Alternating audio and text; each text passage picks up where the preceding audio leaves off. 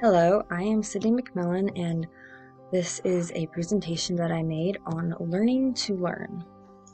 So, let's begin. When you went into a learning environment, a new one or an old one, what would it be that you would most hope to find? So, you'll understand this a little bit more in a minute, but out of these four options, a chalkboard, a knowledgeable instructor, objects that correlate with the material, or a pencil and paper to take notes.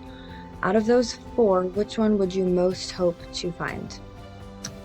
Doesn't matter what learning environment you're going into, just which one would be your top choice? So, that'll make sense. There are four different kinds of learners. You have the visual, the auditory, the kinesthetic, and the reading and writing. So, when you are a visual learner, let me just go back, a chalkboard might be more appealing. An auditory learner might prefer a knowledgeable instructor. A kinesthetic learner might prefer an object to correlate with the material that could help them just feel it and move it around their hand, And then the reading and writing learner might prefer paper and pencil so they could write out and then read what they wrote and just make it be a little bit more cemented into their head. So neither one of these four different kinds of learners, none of them are right or wrong. They're just different based on the personality of the learner. So all of them work really well if that's the preferred way that your brain likes to pick up on information. For myself, I took a quiz, and apparently I'm a kinesthetic learner, and second is a visual learner. So those are my top two that came out of on the quiz. And that makes a lot of sense. I really love making PowerPoints and just kind of feeling the information move in my hands and building it into something different. And then visual also plays into that as well because I like to just make it look nice. I like to have it all connect and be able to see where it connects at. And so that's kind of how mine work, how my PowerPoints play into this, I guess. When you know the way that makes the most sense to your mind, you can learn better and more effectively. So sometimes when there's something I don't understand, I go make a PowerPoint out of it, or I do a mind map, or sometimes it just helps to just write it all down. With a math problem I was working on, I just took it and I broke it down into every step, and so you can see it took me an entire page to do it because I wrote down every single step to do it because I need to just see it laid out. And so I was able to learn it better because I knew how to learn it better. So what can we do to learn better?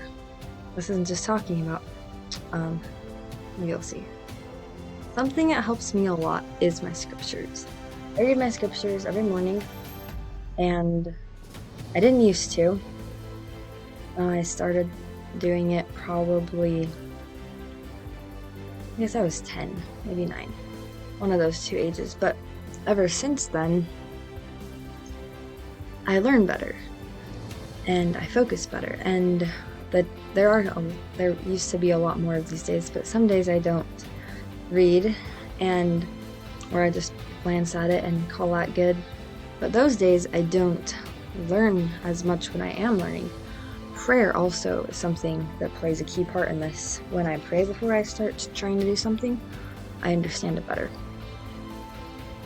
So, does it really make a difference to pray or read your scriptures? And the answer is yes.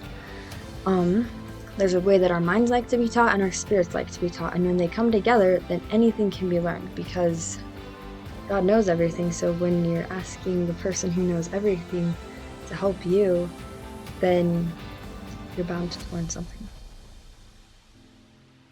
God wants to help us learn. Knowledge is the essence of salvation, and without it, we can't progress.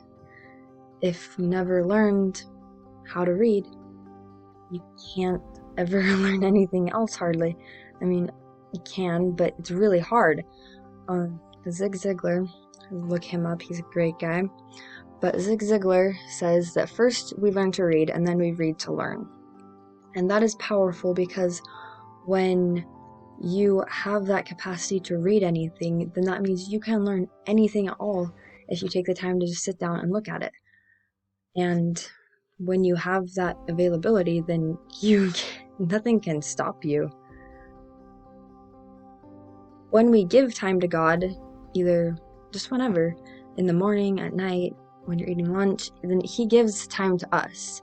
And He can inspire our minds, and He can bestow us with more knowledge than we had before. And we can come out of it as better people.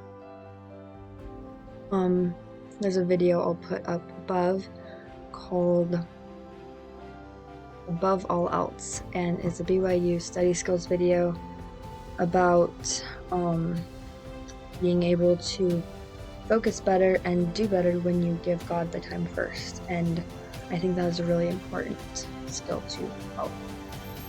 Thank you for watching my presentation. I hope you're able to learn something, and I hope that as you move forward, you are able to learn better and do better as you set more priorities and as you give God His time.